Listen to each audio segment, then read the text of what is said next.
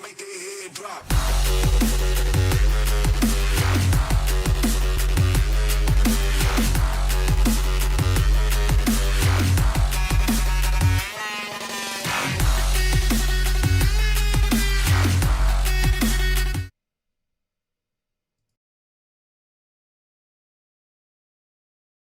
Make their head drop.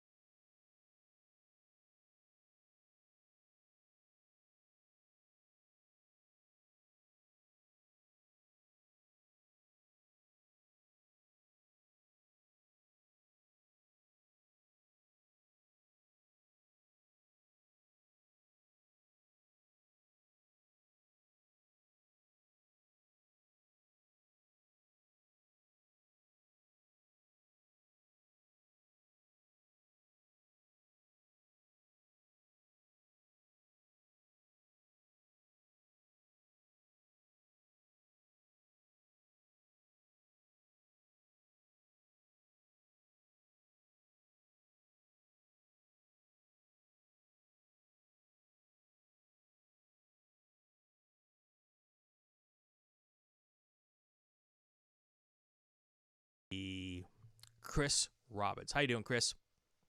I'm good. How are you, Brian? I'm doing fantastic. Welcome to Inside the SCCA, presented by RaceSchool.com. Glad to have you on the show. And we've got a very interesting topic to discuss tonight. A topic that I honestly, I've been doing the podcast now 175 episodes. And this is one I never thought I'd be having to do here. And it was born out of a couple of incidents I've witnessed or heard about over the last year and a half. And I get the sense that maybe there's more of it going on because I'm not at every race or every event. We do, 74,000 events every year? How many SCCA events are there? It's a whole bunch, right? It is a lot, yeah. So 3 incidents that come to mind. Last year, at one of the Super Tours, we had a little coming together at the end of a race here on the West Coast. A couple of drivers apparently weren't happy with each other, and they got into some sort of a shoving match. And then we had I don't know if it ever got to be a physical confrontation or not, but we had an incident out here at Buttonwillow a couple of months ago, and that had to be dealt with, people behaving badly for that situation.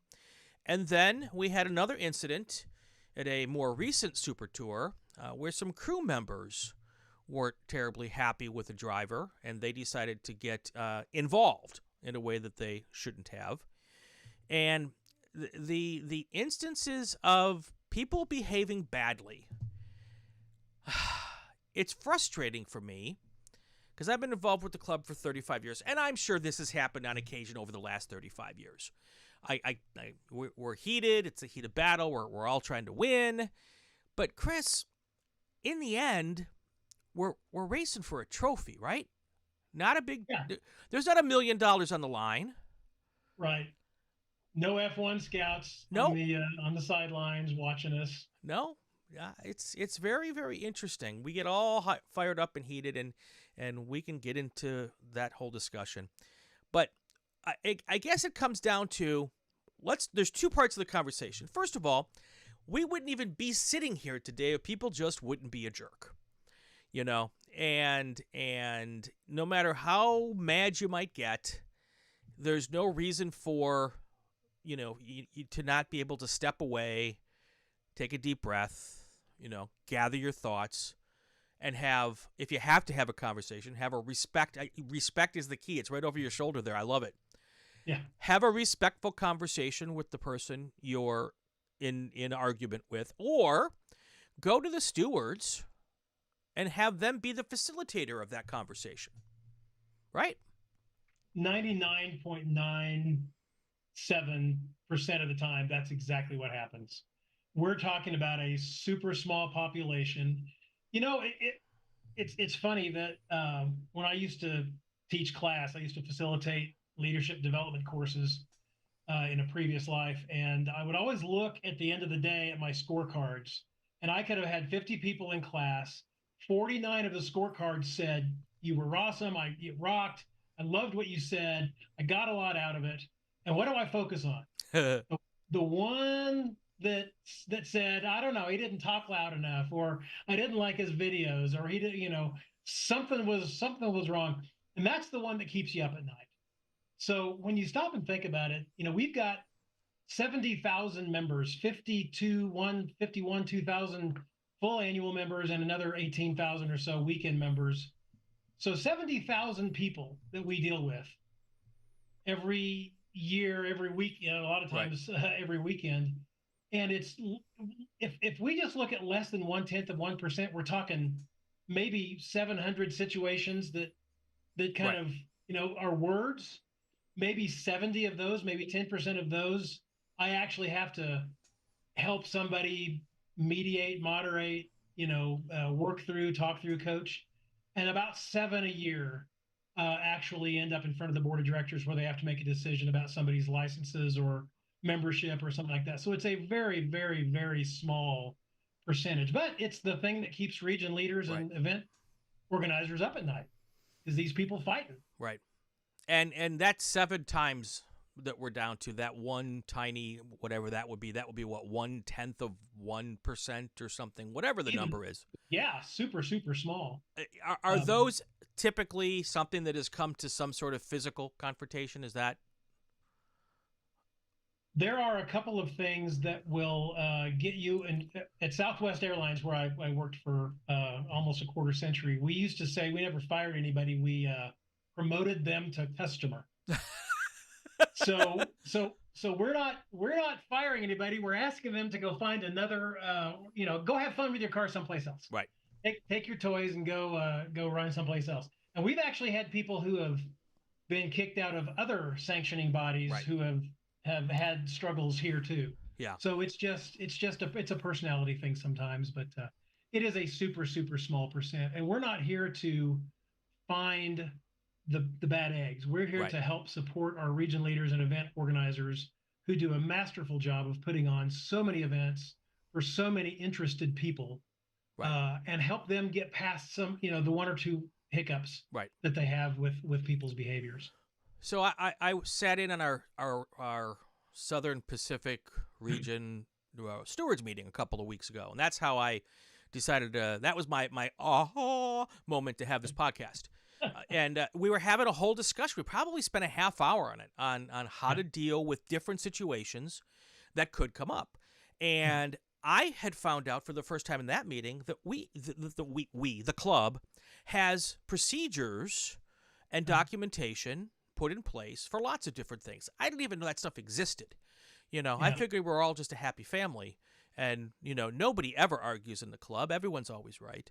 And part of our discussion was, well, we don't want to kick anybody out.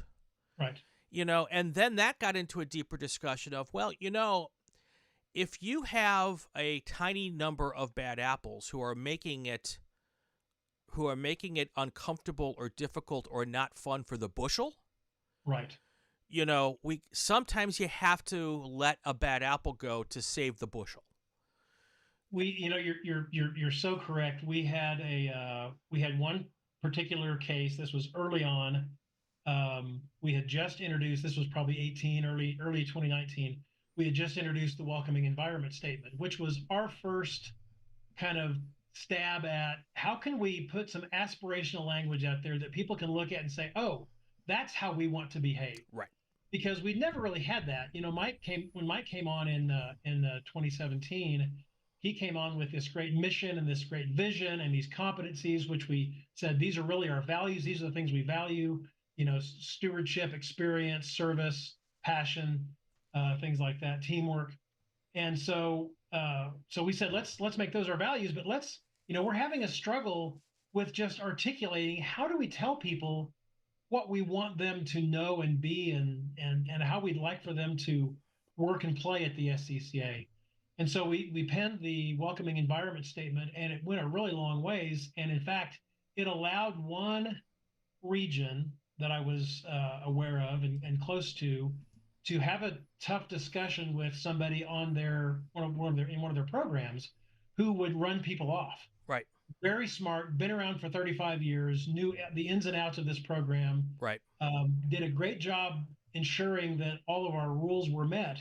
But when it came to giving feedback to somebody who had maybe shifted a little left of those rules, and you know what? New people do it all the time without even realizing they've done it. He would go into them and he would belittle them and make them feel pretty lousy about themselves. And consequently, some of those folks never came back. Right. So the region board finally said, look, we now have some language. We have something we can go to him with and we can talk to him about.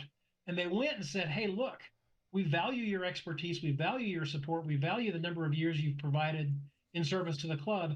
We need you to tweak these things because these are a couple of things that are actually causing us more trouble than some of the value you're bringing. And he said, I don't know if I can. And he actually went away for a little while and talked to a couple of folks, came back, says, I can't. I'm going to be me. And they said, you're going to have to be me someplace else. Yeah. Thank you for your service, but you can't be here anymore. Yeah. And what happened was, Brian, this was my point.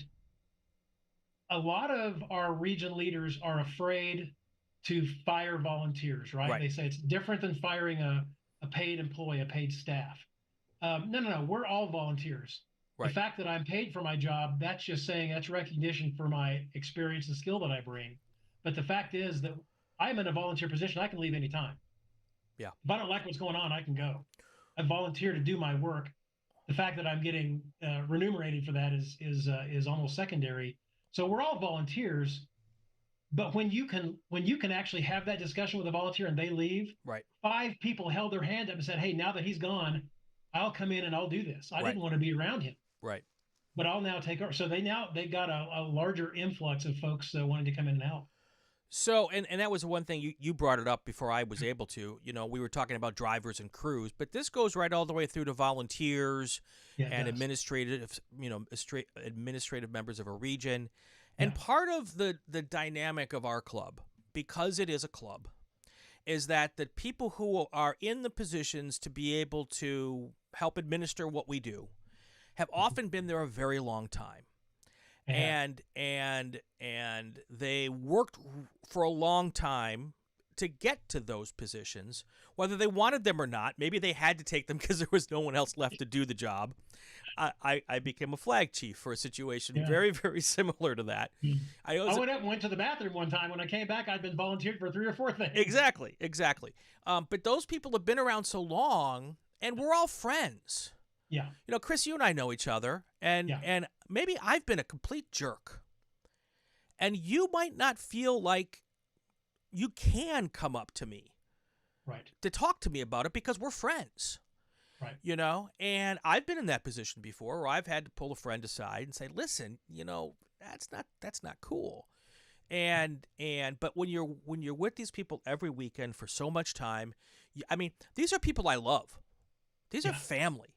And how hard is it to have a hard discussion with your family?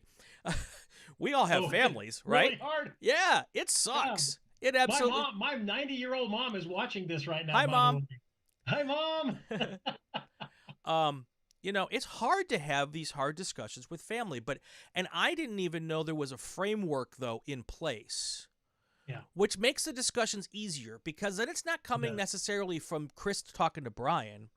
Chris has got this piece of paper that lays out how it's supposed to happen that you can even share with me, and kind of put some of the onus on the piece of paper, on the protocol.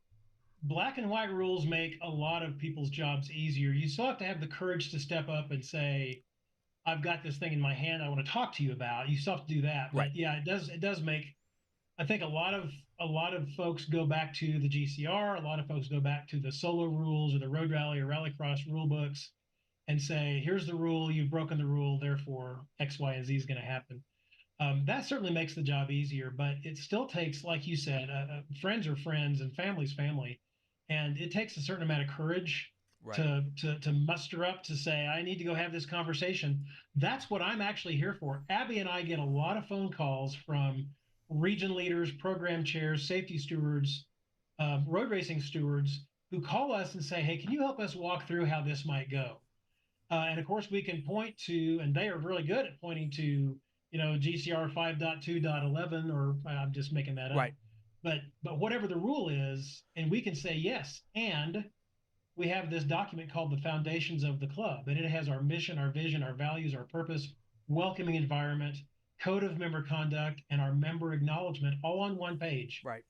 And that's easily found. I had it in the thought I'd put it in the chat, but I'll put that out in there again. It's easily found on scca.com.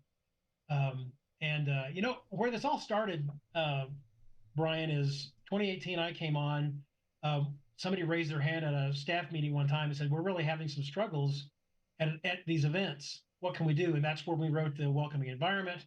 A year later, we wrote the code of member conduct. And in 2020, at the national convention in Las Vegas, which was the last national live in-person convention we held, I did a session called "It All Starts with Respect." And that session has turned into a video that's available online on the member account portal. You can watch that video. It's in 2 parts. One of them is called just "It All Starts with Respect." That's kind of part 1. That explains how we got here. And then the second part is, how do you administer these things? How do you look at the rules and have comment to people? And those actually became classes in our leadership series. We have a series of 9 one, two, three, four, five, six, seven, not seven courses plus our values pieces, including the respect. And so those are in our learning management system on the SCCA Academy. And all that stuff's out there. People have to dig a little bit and look, and we're trying to get the word out more. And we talk, Abby and I talk a lot about these things at our region leaders meeting. So that was one of the things I was going to ask, because I've been involved for almost 35 years. 1986. So you started when you were 10? I started when I was 16. That's pretty good. And for the last, well, I spent a couple of years as a flag chief in New York region, but that was long before these guidelines were written. But for the last 3 years, by doing this podcast, I am probably one of the most connected people No question. in this club who aren't either paid by a national to be a national staffer, or a regional member, a regional board member, or anything like that. Yes. So I am pretty dang connected. And until I sat in that stewards meeting 3 weeks ago, I had no idea that we had a code of conduct, a social media policy. I had no idea that these documents even existed. Yeah. So I think part of the thing that the club could do better is putting those documents out there more readily accessible, and not even, it's not that they're not accessible, but advertising that these things exist. Yeah. Maybe once a year we send out an email blast of membership, like Carry Speed. It would be great if once a year Carry Speed would include those documents in one of the Carry Speed emails. Something like that. That's great feedback. I appreciate that a lot. I think we do spend a lot more time talking about how do we get the word out, and there's only so many hours in the day, and only so many staff to do it. Right. So we have to share the information with our region leaders and implore them to share it with their folks. We have some region leaders that are really good at putting the word out in newsletters and in email blasts and things like that. Right. But yeah, you're right. And one of my funniest favorite cartoons that I saw back when I was in the aviation business was there was a ticket counter and a woman standing there who's the ticket agent, and a customer walks up and says, "Which way is the restroom?" And right behind the ticket counter is a sign with a big arrow saying restroom. It's pointing that way. And so people don't know what they don't know. Right. And they don't even, if they don't know exists, they won't even go look for it. But we've had good luck with our training and people finding that kind of organically, and we've promoted that a little more. So I know it's possible to do that kind of stuff. When I worked for the network, I was in affiliate relations, and I worked on newsfeed services. So we would send video snippets to the local stations on a newsfeed. This was back before the internet, and they'd have to record the newsfeed every hour, and then they would edit off of that. And I would get a phone call once a month, and someone would say, "What time is the 2200 newsfeed?" And I'd pause, and the question they were asking is either I don't know military time, or what time is the 2200 Eastern newsfeed in my time zone. Right. But it's the same thing. It's like, what time is the 2000? Yeah, well, it's at 2200, and I would try to hesitate from being a complete jerk, and starting the circular moment of 2200. Anyway, so yeah, time zones and math, man. That's a challenge for some of this. Time zone hell. Trevor Hermant's in the chat. Michael Legary, I think I pronounced your name wrong, Michael. I apologize. Thank you for telling me there was no volume. I got that fixed quick. If you guys have questions for Chris, this is where you put them in the chat. We'll be happy to put them in there. There's a couple of people watching. Please smash the like button and subscribe to the channel. But if you have any questions, please put them in. And if we get some, I will do my best to get a couple of them in here before we get wrapped up. So, hey, I want to give a shout out to Trevor. Trevor was an early adopter and one of the first people that actually went through all of our training in the SCCA Academy and nice. Every course we offered. So he's a good supporter and a good promoter for what we're trying to do. And thank you, Trevor, for being on point with that. There's probably about a dozen folks that have taken every single course in there, and I'm always astonished and amazed. Number one, that anybody has time to do that stuff, but number two, that they did it without us telling them they had to. Right? Yeah. They did it because they wanted to be involved and wanted to know more. Sounds like Trevor should be a guest on the podcast to talk about how to You know what you get through. Just don't let him have his thing playing in the background, because he has this thing playing in the background when he's on Zoom meetings that makes me dizzy watching. It's like a video of him driving around. Oh boy, in his car. Yeah. Yeah. All right. So, what are the 3 documents? Let's go through each one of them. Let's take 3 or 4 or 5 minutes to talk about the 3 documents, and then I also want to talk about the process that would be gone through to if the unfortunate happens where we have to get to the point to ask someone to go play somewhere else. Yeah.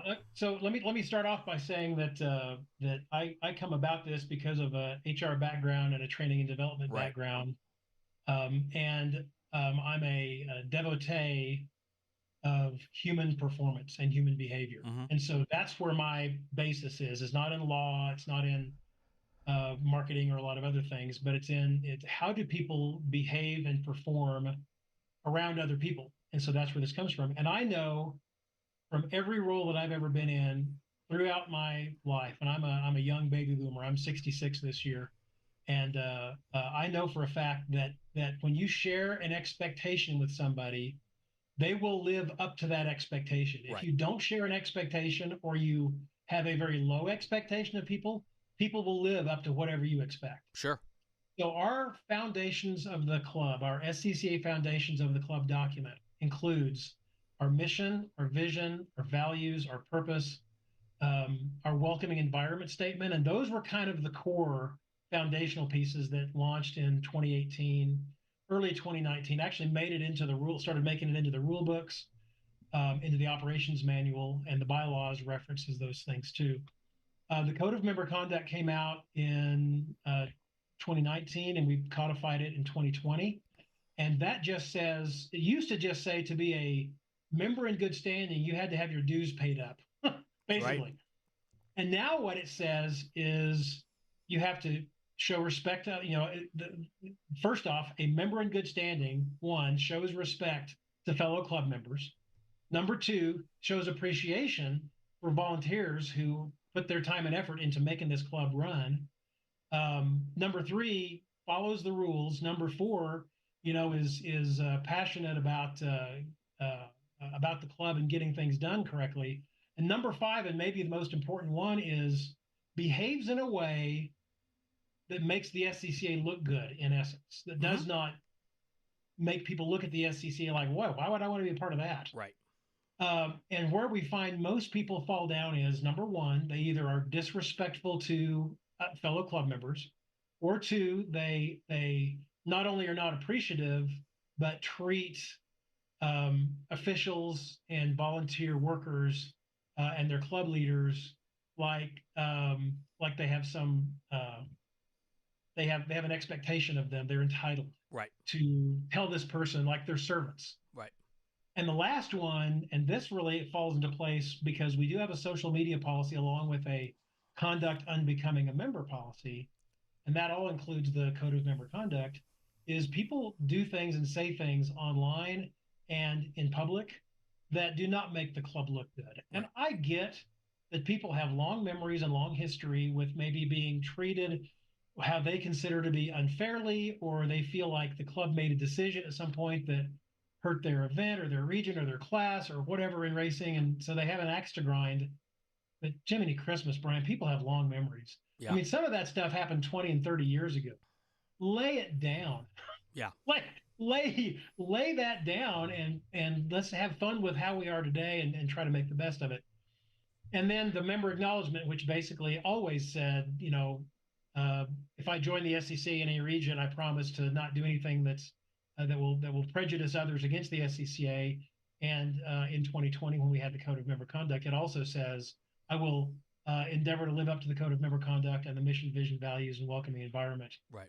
Both at events and away. It doesn't mean you have to be a saint. Sure. When you're away, it just means don't be a jerk. Right. About the SCCA while you're away. Yep. That single document's a one-pager, and it's available a couple of different places. You can go to scca.com. At the top of the ribbon, look at the About tab, click on that. Go to Staff and Board of Directors and click on that. And it's right there on the top, it says membership concerns, and it's one of the documents that's in there you can download. Unlike it's also in the member account portal in the file cabinet under member region and services, but it's a little harder to dig into and find. So that's the first document, and that's what you were talking about. Maybe you didn't know that was there. Right. Yeah. Unlike a business where if I quit, a lot of times they won't give you your last paycheck unless you agree to have an exit interview. Right. And you can ask some questions. We don't have that option here. When someone quits the SCCA, they just don't pay again and they don't show up. Right. But I would venture to guess that other than, like I don't have the time anymore, or I'm not interested in cars anymore, or I've run out of money to do this game, I would venture to guess that most of the people, so anybody who quits the SCCA but goes and races somewhere else. Yeah. Probably one of two reasons. They kind of like the different product somewhere else. If you like endurance racing, you're going to go race with someone else. But I would venture to guess that probably 75-80% of the people who do that is because they've been treated poorly by somebody. You have that right. Not even that the rules were unfair or a particular call went the wrong way. I didn't like the way Chris adjudicated this steward's action or whatever the case may be. It's because Brian was a jerk. Right. And someone else was a jerk. And a handful of people treated me this way. It's usually not just one instance. Most people can brush off one instance. But they have been treated poorly several times. And I hate to say it, but even over my 35 years, I've been treated poorly on occasion. But I've got so much invested in the club, I keep coming back. The very first national solo event I went to, I was living in Dallas, and they had a pro solo up in Newport, Arkansas. Okay. This was back in like 2008, possibly. And I had lived in Little Rock for a while. My daughter still lived there, so I went and stayed with her and her family. So it made it kind of nice. But drove up to Newport, standing in line to go to registration, got all the way up there, and the person taking the registration dressed me up and down for not having my rule book with me. Because back then, you had to show the registrar, the person that was that was signing you in, right, that you had the rule book. And I didn't bring it with me. I had never been to a national event. Right. My fault is it's on me. I should have read the SUPs and done all the things. Didn't know that, but man, I felt this big. And if I hadn't wanted to autocross so badly and hadn't already spent time and money to get up there, I probably would have turned around and left and not come back. But that was my first experience. And when I first came on staff. Actually, before I even came on staff, I spoke at a few national conventions because I was autocrossing and I was actually the membership chair in Texas. And when I was working for Southwest, and I came in to speak to a national convention on behalf of Southwest Airlines and talked about customer service and the importance of treating everyone as if they are a customer. The word customer is derived from the word custom, which means habit. Right. So you're a customer when you go back to visit somebody a second time. And so we want people to make it a habit to come back to our events and be, rejoin every year and so on. So I talked about customer service, and I think it opened some people's eyes. And there was a lot of discussion about, we're when you treat somebody like a member, like they owe you something or like you owe them something. Right. That feels very different. When you take care of somebody like you really want them to enjoy themselves and come back, it's a different experience. Yeah. There's an old axiom in business that it's a whole lot harder to get a new customer than it is to keep an existing customer. Yeah, the dollars are hugely different. Yeah. Frank Schwartz did a great job talking about that at a couple of sessions that I've attended of his.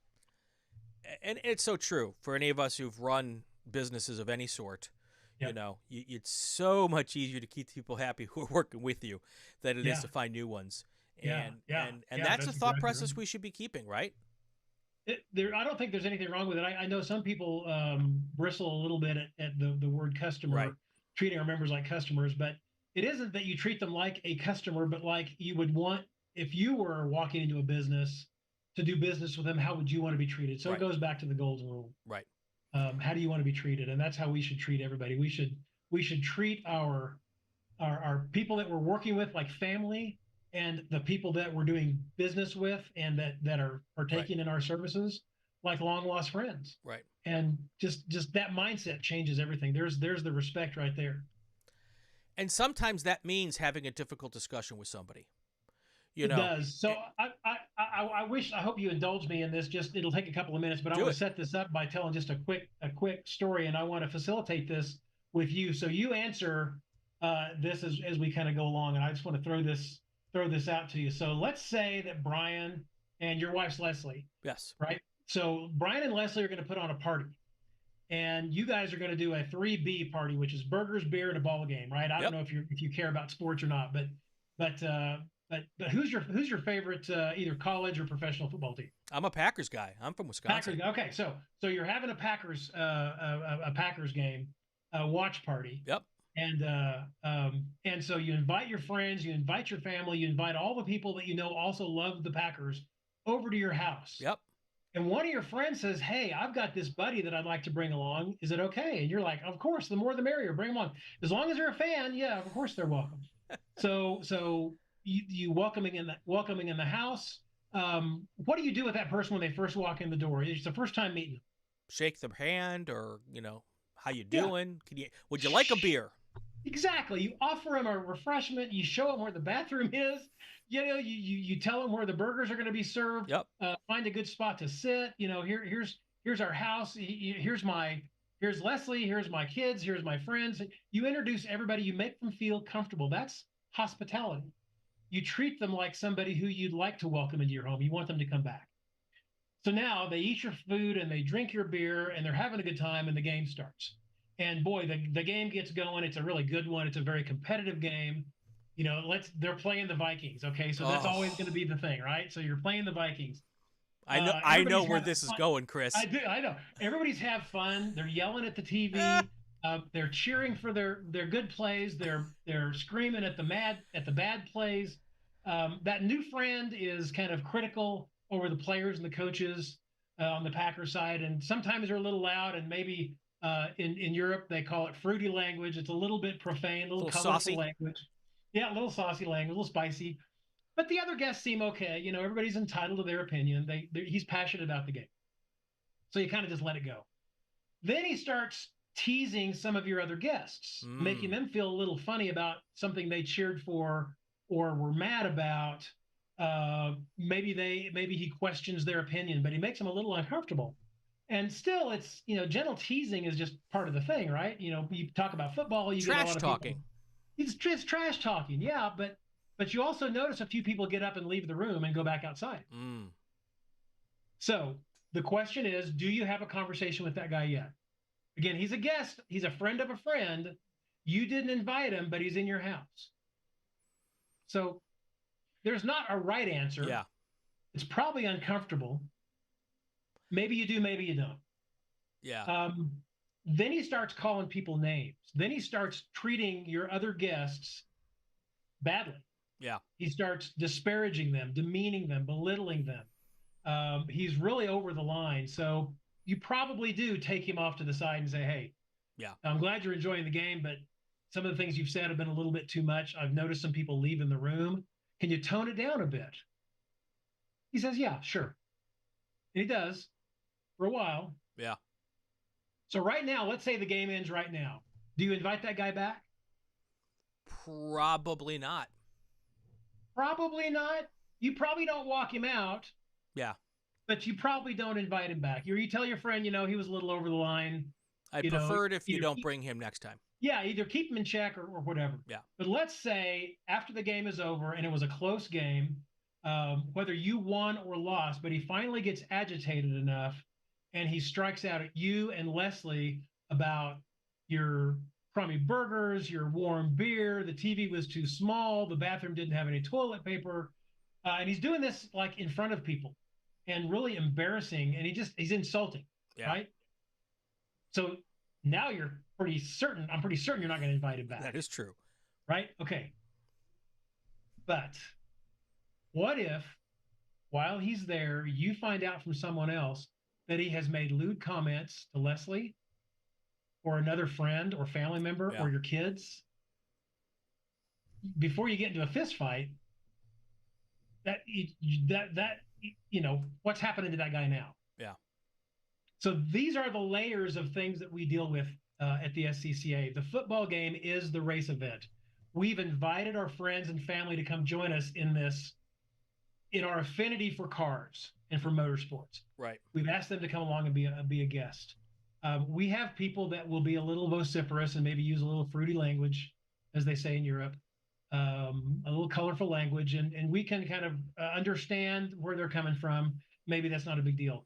But when they start getting into the demeaning, disparaging, belittling comments, we have to have some discussions about that. But honestly, Brian, you asked earlier, what's the thing that'll get you out of here more often than not? Having a fist fight with somebody. Yep. And it always cracks me up. We're just talking about football. It always cracks me up when football players are hitting each other with helmets on. Yeah. Yeah. Well, our drivers have done the same thing. Sure. Why would you hit a guy with a helmet on? Yeah, that's just not silly. It's not smart. But the thing we get in the most trouble with, and that people get in the most trouble with, is sexual harassment. Right. And things like that. And so we have to have them escorted out of the event. Right. We have to have them escorted out of our house. Well, and not invited back. And let's face it, we are a male-dominated sport. You said it. There's no way to get around that. And for decades, the only place where women were allowed, welcomed, was helping work behind the scenes. Yeah. And they did a fantastic job, and we wouldn't be a club today without all the great women who worked over the last 75 years to make this club what it is. But Amen. But that doesn't mean that they were always treated well, and and all of that. And there's a generational thing as well. And I hate to say it, but I had a Nicole Stout from Goodyear on as a guest. And we talked a little bit, and some of the things that have been said to her on pit lane would in 2018, 2019, 2020 completely blow my mind. But not, I shouldn't say blow my mind. It doesn't surprise me. It disappoints me. It completely disappoints me today. And because I'm not, my mind's not blown. It's unfortunate, but it doesn't surprise me. Yeah. So I grew up in the 60s and 70s, and I remember what it was like in my dad's shop at his car dealership, having breakfast burritos with the guys in the machine room, and them telling stories. I mean, they curled my nose hairs. It's just like, holy cow, the things that were said. And I'm also thankful that there were no cameras and recording devices when I was young, because I would never be able to properly run for an office or anything like that. And that's what happens to a lot of us. We did and said things in the time which were never acceptable, but they were accepted, or at least they weren't stopped. Correct. Today, we're stopping them. Right. We're telling people that's not acceptable. It's not okay. Right. You can't say that. You can't do that. You can't be here. I get a lot of people saying, what about the freedom of speech? And I said, the government tells you can talk about the government as much as you want. You can say anything you want, but nobody is free from the consequences that come from the things you say. And businesses can and absolutely do tell you can't wear that T-shirt on this airplane. Correct.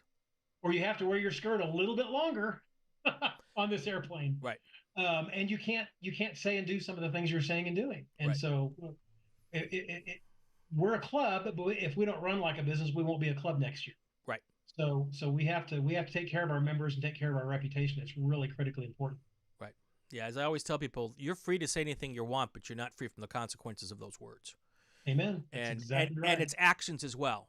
It is actions. You're free to act however you want, but that doesn't mean we have to ask you to come back. Right. And although some people have been a part of the club for a really long time and they feel like it's part of their life, it's still a privilege. You pay a membership fee to join the club, and the club sets rules about what racing classes are and how events are run and safety and things like that, as well as member behavior and conduct. Right. And, and we're not alone, by the way. When we wrote the welcoming environment statement back in 2018, We looked at NASCAR and IMSA and NHRA and all of the big guys, and they all have stuff in there. Sure. Now, professional events, they can just fine you for doing some of the things that people have done. Right. $10, $20, $30,000. I heard astronomical fines for people who have gone against their rules, Yep. especially as related to conduct. And you can be booted out of these other sanctioning body events. And so we might not charge you tens of thousands of dollars, but we can sure tell you this isn't the club for you anymore. See the little dude standing by the fence here? Yep. He's looking at the car driver and he's looking at the people on the corner working. And the example that we set for him will make a difference in his life going forward. No question. If he is so passionate about racing and about cars and about being at the track, how we behave around him and to each other says everything to him about what's okay. Right. At the very end of Module 2 of our driver's school online course in the SCCA Academy, we talk about the things that we're asking drivers to do, and he wants to be a role model. Understand that young people are looking at you, wanting to be like you, and how you behave will color how they behave. Right. And with the big organizations that you spoke about, there's no layers of going through a process when you do something poorly. They just kick you out. They make a decision. It's going to take a day or two. There is the fine comes. There are so many layers of the SCCA disciplinary channel to get to that point. If you are, unless you do something so egregious the first time, right? You're going to get a chance to correct your behavior or change your behavior. You may not think it's correcting, but you're going to get a chance to comply with the code of conduct before they say you can't come back anymore.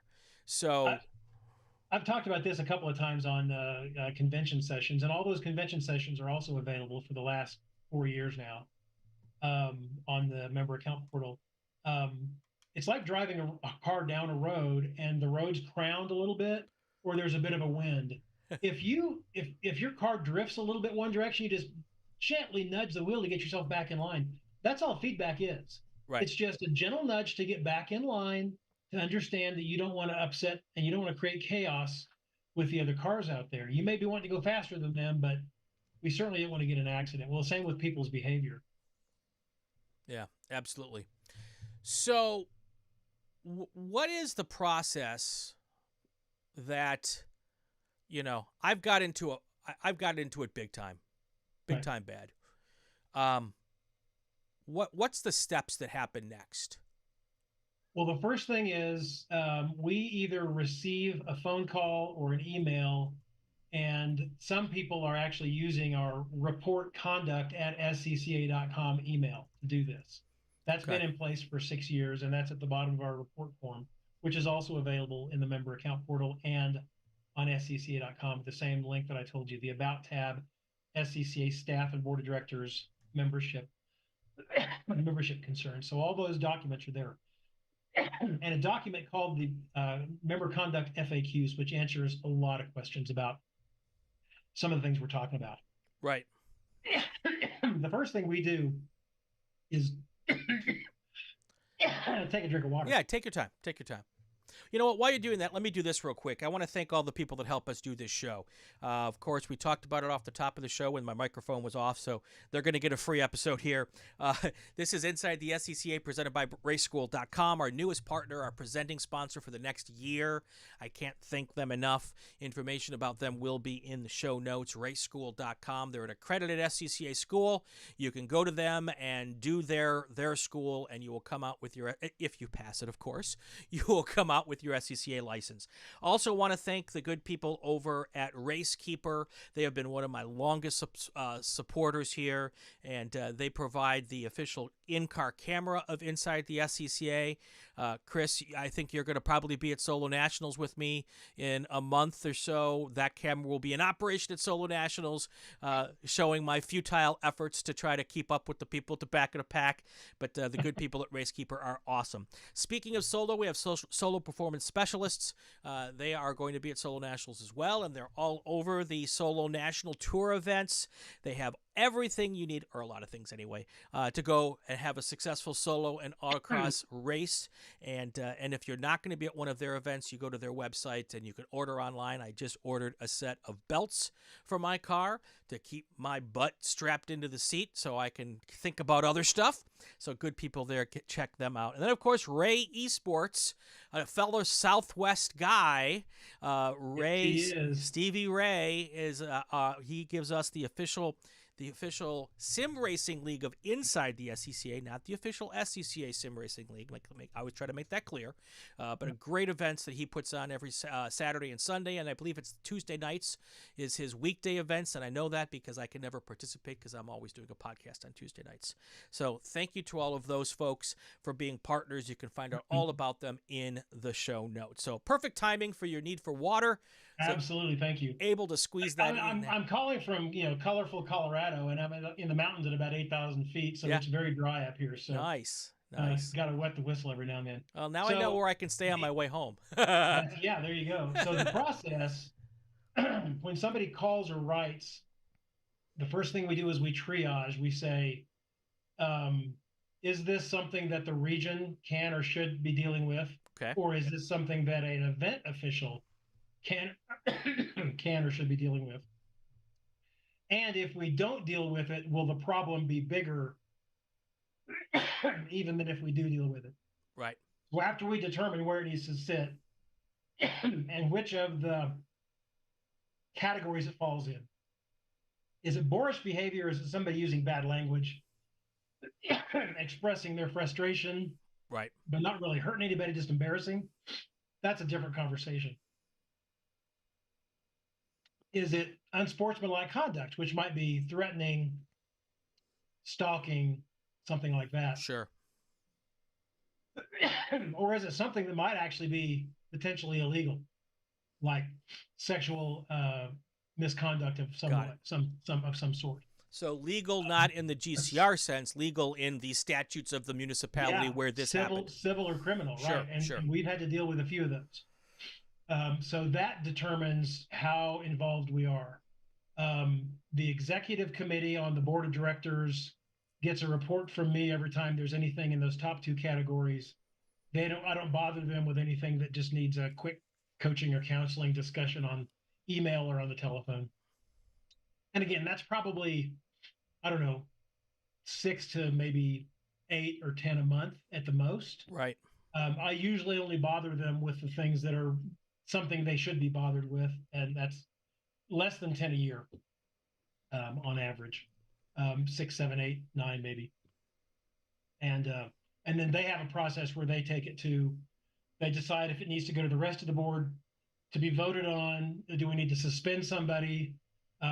If we suspend them in the bylaws, it says we have to offer them a hearing, and so on and so forth. And so that the investigation on one of those kind of situations might take 3 to 6 weeks, and they could be suspended while the investigation is going on, or we could wait until we've gotten our ducks in a row and found all the things. And I always talk to both the claimants, the people that are making the complaint, as well as the respondent, the person who the complaint's been made about. Sure.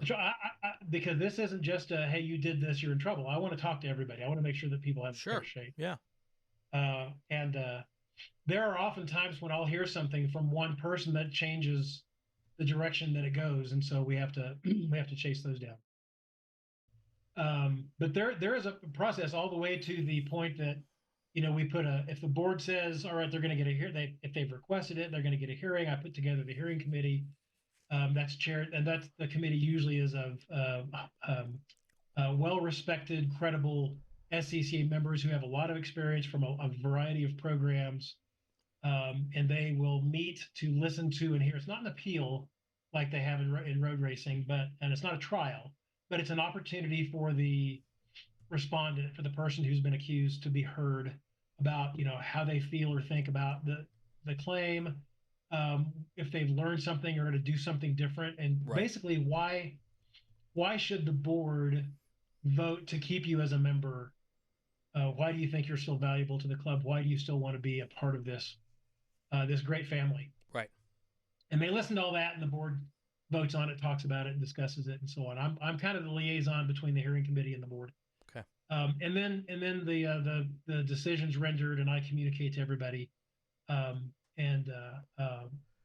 We've had to ask very few people to go play with their toys in somebody else's yard. Doesn't happen very often. Like I said, there are specific things that'll get that for you pretty much all the time. But we want to give everybody a fair shake. We want to listen to what's going on and to really understand what's happening. We had a person that I was pretty certain was going to be gone, and after talking with them and listening to what they had to say and talking to people around them, their family, their some other it's all very confidential. But during Sure. the investigation, we have to talk to some folks. Not only did they keep their membership, but they were welcomed back with open arms to the region that they had kind of been estranged from for a while. So I was very pleased about that. Sometimes it's just miscommunication. Sometimes time goes by and we forget why we're mad at each other. And Right. And I kind of love putting people together. That's one of the things I enjoy doing most. So I've been involved in a handful of situations over the years, not even a handful, maybe two, where I had to step between two people who wanted to go at it. Yeah. And I always reminded people that if you take a swing at somebody, that's assault. Yep. And forget about the club. You Yeah. could spend the night in jail. Right. And in a lot of the places where we have racetracks, it's little tiny tiny areas where there's no court on Saturday nights Right. or Sundays. So you're probably going to sit in the clink until You're Monday lucky. morning. That's right. That's right. And you talked about the law that's involved. Just because these are all private facilities, most of them, that doesn't mean that someone can't press charges for you taking a swing at them. That's exactly right. So think about that for a second. If nothing else, think about that, before you get to a physical confrontation. And I guess we should have the same conversation when you talk about things like harassment. Or not even I guess. We should have the same conversation when you talk about things like harassment and God forbid, sexual assault or something like that. Yeah, if it's assault or abuse, that rises to the level of physical, damage. Yeah. Like a physical assault. So sexual assault or abuse, that's a different thing. Harassment is a really interesting line of Right. During the investigation, because in many cases it is a he said she said, and literally a he said she said. Right. And I don't know if Me Too made that worse, or for some folks, or it brought it to light that it was more rampant than we even thought. But that's something we've taken into consideration, and we have to look at all that. Someone's credibility absolutely plays a role. Right. And when you get 8 people saying the same thing, this person did this, we don't go by beyond reasonable doubt. We go by the preponderance of the evidence. If there's enough evidence that points this direction, then that's going to be the Right. way that we lead. Yeah. Yeah. Me Too was a big deal in my industry, in the entertainment, news, Sure. broadcast industry. And I saw two things happen. I saw people get in trouble who should have gotten in trouble a long time ago. Absolutely. And I saw people change their behaviors because, oh my gosh, I could now get in trouble. Yeah. That doesn't discount or make it it's okay what they did in the past. Right. But if that means one person, another person doesn't have to be affected for it, I think there's some positivity in that. There's the 4 stages of learning. The first stage is I don't know what I don't know. Right. I literally have blinders on. I have no idea that there's a rule, law, something's about it. So I don't even know what I don't know. The best time to train somebody is when they do know what they don't know.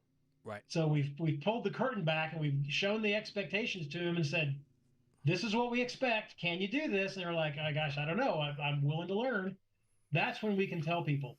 By the way, that is the cycle goes to what we call unconscious incompetence. Right. Where you've gone from consciously competent, where I'm thinking about it, I'm doing it right, to unconsciously competent, like I'm driving, I don't even realize where I'm going, but I'm doing it well. but I can go back. I can slip back the other way to go unconsciously incompetent, where I'm now running Right. people off the road without even realizing that I'm doing badly again. So it is a cycle. We have to constantly remind each other. Yeah. And Samuel Johnson, who was an English um, author way back in I think the 17th century, said that people need to be reminded more than they need to be taught. Interesting. It's not that we don't know, it's that sometimes we have to be reminded. Yeah. And I think he's right. I think that sometimes we have to remind each other, look, there's this thing about respect and kindness that's going to get you way farther in life. Right. And certainly farther in this steward situation, certainly farther in this relationship. That if you're pushing the bounds of intent and bad behavior, you're going to lose. Yeah. We're kind of up against the clock. I don't like to take these longer than an hour because I think people check out, but this is a really important discussion. So I did not cut us off quickly. Is there anything else? I have one question that I want to get to before we wrap this up. But is there any other points that we really should have touched on, Chris, that we haven't? I want to reiterate what we started with, which is we're talking about a super small subset of people who just can't, they're their own worst enemies sometimes. And we always want to work with them before we just get rid of them. Right. I would rather share the expectation with somebody on what the club is about and why we need to be that way, and have them go, oh yeah, I hadn't thought of it that way, and have them learn, versus that's it, you did that, you're out of here. That's not the direction we want to go. We're a club. We're family members. We love cars. We love motorsports. Let's be kind and respectful to each other. And when we have disagreements, let's actually listen to each other. I think that's key. Yeah. I think a point I'd like to give to people as before we go and before I ask you the last question is that we don't want anybody quitting the club because they've not been treated properly. Absolutely. And if something is going on, find somebody and talk to them about it. Find somebody in regional leadership, send that email to the SCCA to get a process started, and give the club a chance to make it better. I'm not going to suggest that the club always gets it right and that the end result will be something that you'll be happy with. But rather than just taking up your tent and leaving and never coming back, I would suggest that, and it may be difficult, that you at least give us a chance. And I say us. I'm not speaking on behalf of National. I never speak on behalf of National, by the way. I'm speaking. But you're right. That's exactly what we want. Yeah. I'm speaking on behalf of a member who's been part of this organization for almost 35 years. Give the club a chance to make it right. And then if you have to leave, you have to leave. And I completely respect that. But the days of us sweeping our problems under the timing trailer are now behind us. Right. And we're trying to make it right. Give us the chance. So my final question is, okay, I've done something poorly. I've been told not to do it again. I may or may not change my behaviors. But it happened at my home track at Buttonwillow. And now I decide I want to go and do a race at Hallett.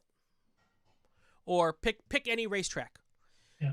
How does, and is there a way, and if there's not, should there be a way for other regions to know when someone registers for an event? And now, since it's all done electronically, this should be something that can be accomplished. If I register an event at another racetrack, does the registrar know that I'm on probation or been disciplined, or I might be a problem child, so that they cannot necessarily, so they at least know that they maybe need to keep an eye out and not be surprised? Yeah. And the member account portal is finally being used to its fullest degree now.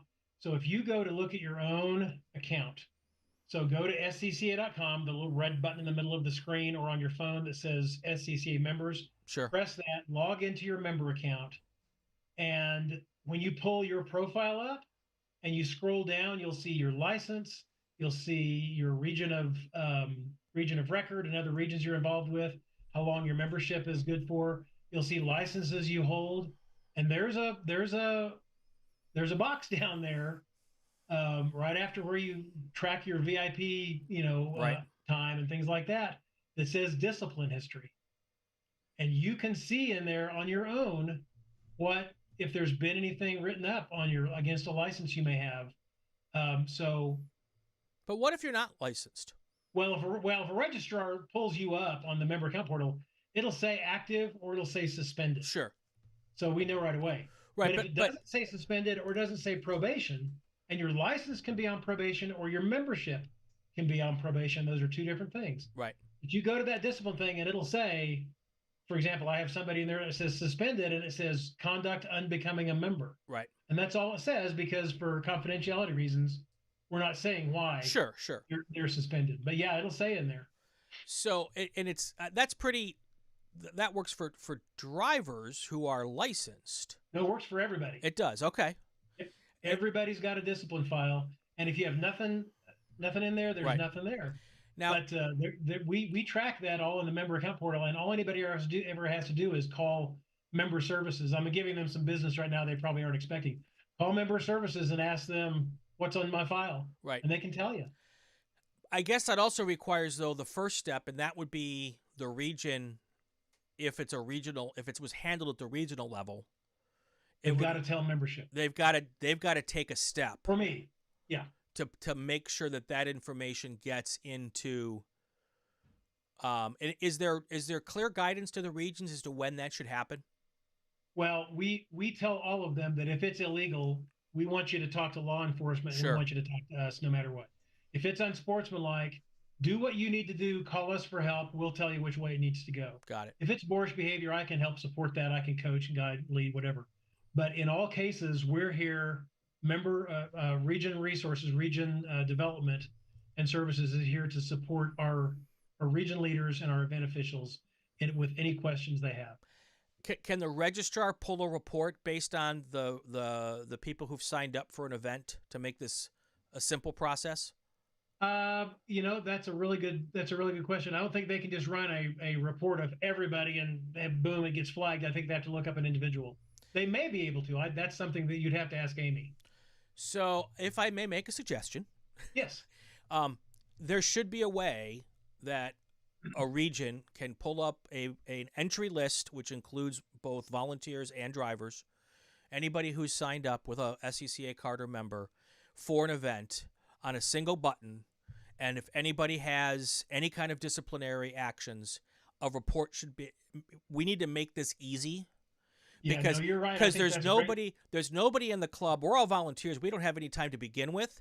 But if I have right. to go, if I'm the registrar for the June sprints, and I've got 800 drivers or 500 drivers, what does that mean? There's 2,000 participants. I'm right. not clicking on 2,000 different people. No, that's really good feedback, and I don't know that can't be done, but I will find out if it can, and if it can't, then we will make sure that happens. I think that's a great. That may take some time to put that Yeah. system together, and because that would be an important tool to keep us all safe. My own ignorance in the technology, it may already exist. Yeah. We just need to figure it out. Yeah, and I would ask the regions to follow through for this type of thing, so that another region doesn't have to be surprised when someone travels from out of town, and maybe it's as much as, but we've got drivers who travel all the time. It'd be really hard to do without just a single one-click report. So Let me just throw that out there as a suggestion. I love it. I'm going to definitely take that to membership. Because, one of the things I said when I started this podcast was we want to be able to have difficult conversations as long as they're constructive. Yes. And that we're trying to make the club better. That's a great idea. I love it. And I always, when I'm having a talk like this, I want to come out with something constructive, whether it's from the chat, whether it's from me, whatever the case may be. So let me throw that one out there.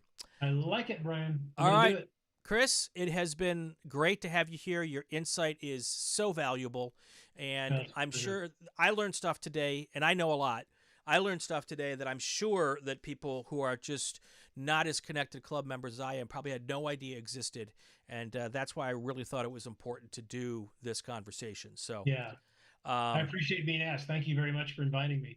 All right, so that is going to do it for another episode of Inside the SCCA, presented by RaceSchool.com. And if you like what you're hearing, subscribe to the RacingWire Podcast Network and also the Racing Network on YouTube. that would be fantastic. Leave yourself a comment, especially if it's a good one. Even if it's a bad one, I can take it. You can follow us on social media to find out who our next guest is. Leave a question. On Twitter, it's RacingWire Info. A new Inside the SCCA every week. I'm Brian Bielanski. Have yourself a fantastic weekend. Stay safe and go play with cars. I'm Abby Shear, and when I'm on my way to an autocross, I listen to the Inside the SCCA podcast. Inside the SCCA is a presentation of the RacingWire Podcast Network and Rural 15 Productions. This podcast is not affiliated with, endorsed, or sponsored by the Sports Car Club of America. The views expressed within are those of the host and our guests, and not that of the SCCA.